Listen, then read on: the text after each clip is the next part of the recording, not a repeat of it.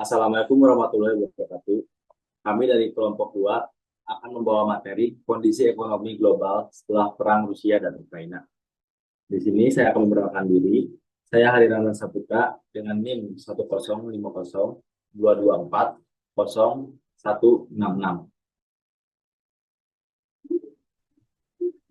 Sebelumnya izin memperkenalkan diri, nama saya Aulia Nurul Zihni dengan NIM 1050224000070. Perkenalkan, nama saya Rasif Muhammad Zaki, NIM saya 1050224000249.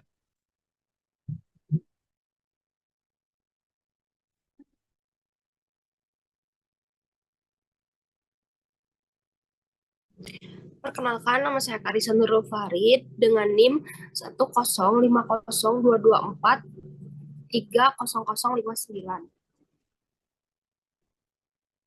Oke, sebelum ke materi kondisi ekonomi global setelah perang Rusia dan Ukraina, di sini saya akan menjelaskan alasan kenapa Ukraina dan Rusia berperang, alasan kenapa kita memilih topik ini, dan alasan kenapa Amerika membantu Ukraina.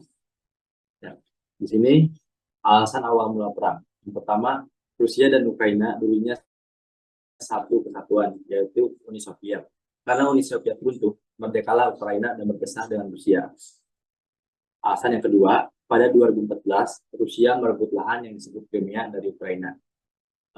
Rusia merebut lahan Crimea tersebut karena Rusia merasa dulunya Crimea adalah lahan Rusia karena Uni Soviet tadi.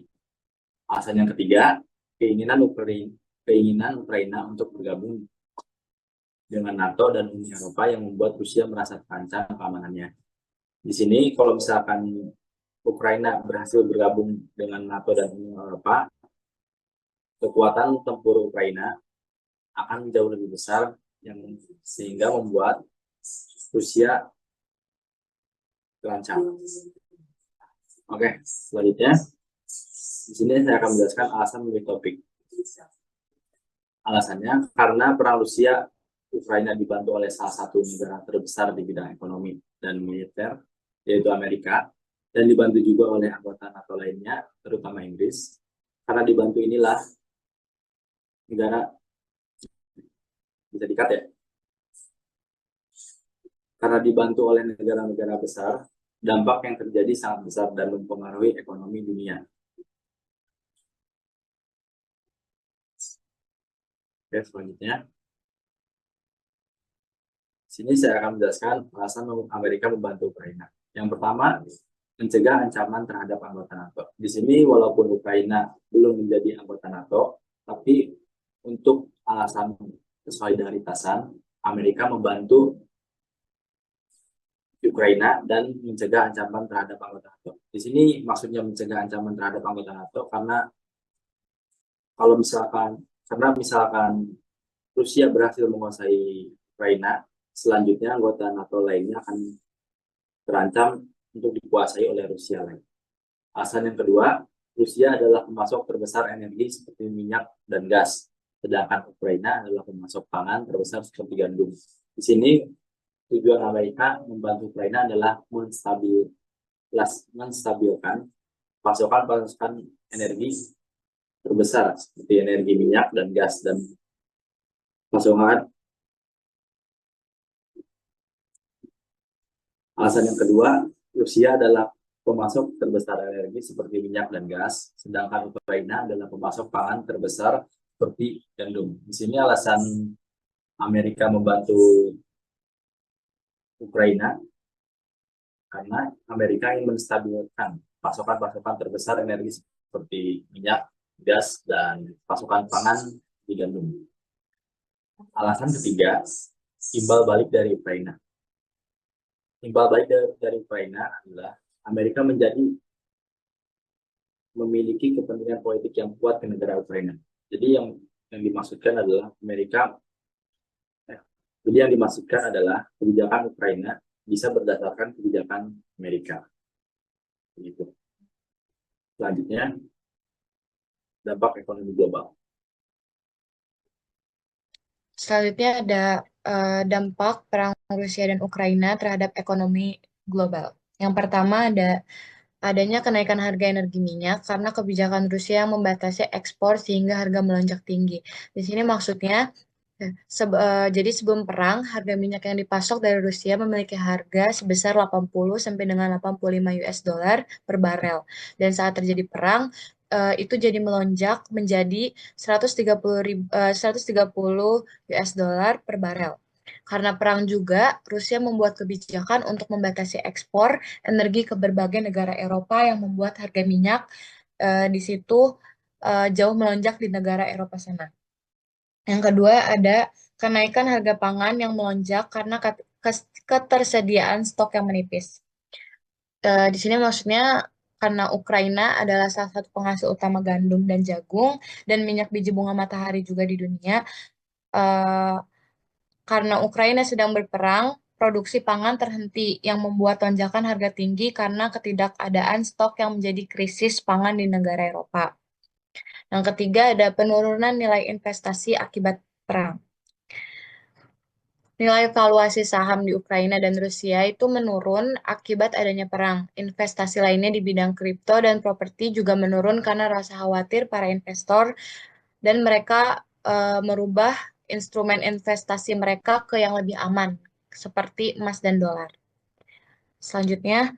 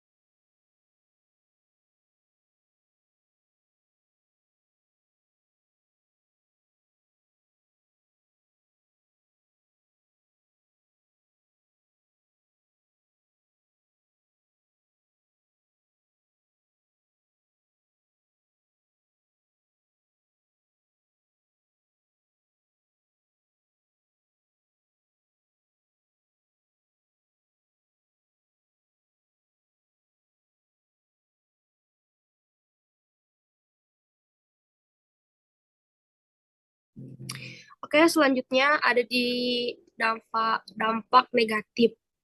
Sebentar. Nah, ada beberapa dampak negatifnya. Yang pertama tuh peningkatan ketegangan internasional. Kom- kom- konflik ini memperburuk hubungan antara Rusia dan negara-negara Barat, termasuk Amerika Serikat, dan memperuncing ketegangan geopolitik di seluruh dunia. Yang kedua ada perekonomian. Ekonomi Ukraina mengalami kerugian besar akibat infrastruktur dan industri. Next. Kebijakan ekonomi Rusia. Yang pertama ada menaikkan suku bunga. Jadi, untuk mengatasi dampak dari pengurangan cadangan devisa sanksi internasional, Rusia memperkenalkan kebijakan-kebijakan untuk memperkuat rubel, termasuk menaikkan suku bunga acuan dan membatasi arus keluar modal. Setelah invasi, Bank Sentral Rusia menaikkan suku bunga acuan secara drastis mencapai 20% pada bulan Maret tahun 2022, dan untuk menanggulanginya yaitu dengan menaikkan suku bunga, dan Bank Sentral Rusia berupaya untuk menarik aliran modal ke dalam negeri karena tingkat pengembalian yang lebih tinggi. Tujuannya adalah untuk mengendalikan inflasi dan mencegah depresiasi lebih lanjut dari rubel meskipun kenaikan suku bunga yang tajam. Yang kedua adalah pembatasan penggunaan mata uang asing. Pemerintah Rusia juga memberlakukan langkah-langkah untuk mengurangi ketergantungan pada dolar Amerika Serikat dan euro dengan mendorong penggunaan rubel dalam transaksi perdagangan internasional, serta membatasi pengeluaran valuta asing. Dan pemerintah Rusia juga memberlakukan untuk ya udah deh. Udah, Ri.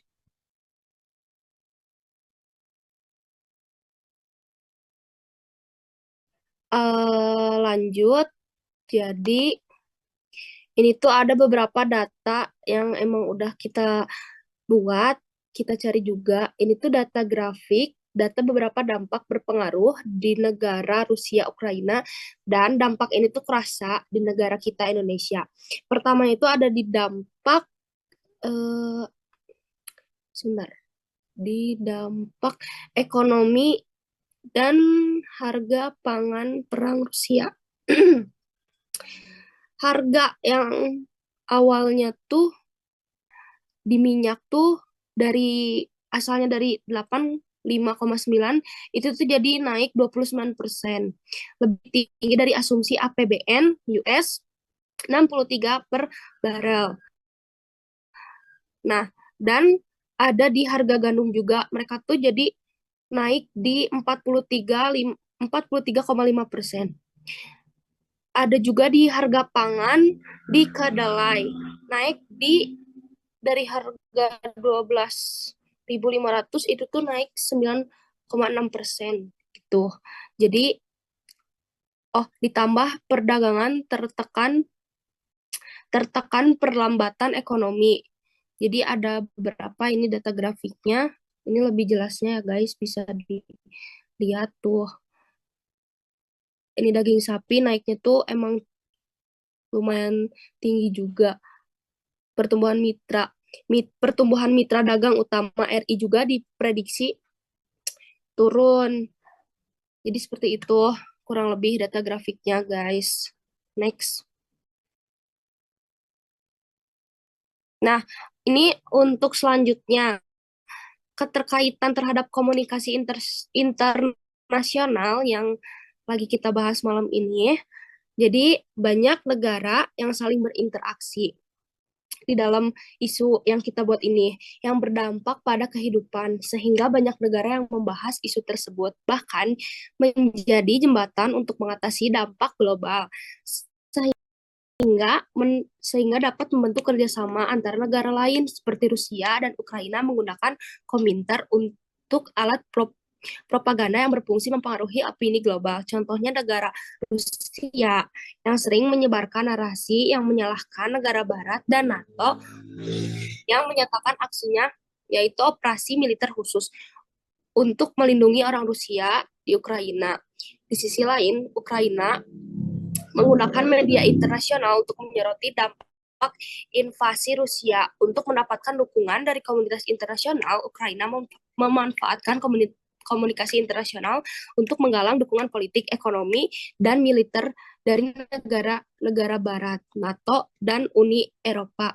Oke, next.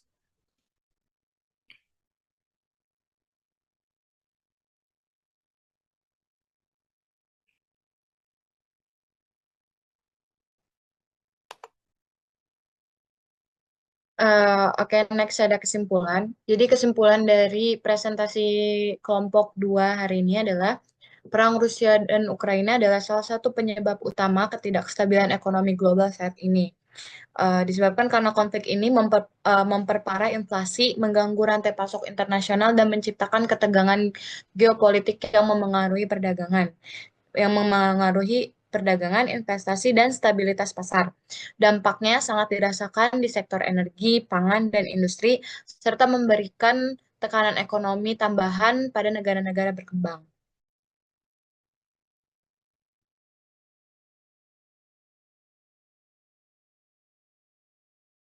Nah, mungkin ini isu yang kita udah sampaikan. Jadi mohon maaf bila ada kekurangan. Sekian mungkin dari kelompok 2. Ibu Ibu Diah, terima kasih Assalamualaikum warahmatullahi wabarakatuh, Ibu. Waalaikumsalam. Assalamualaikum.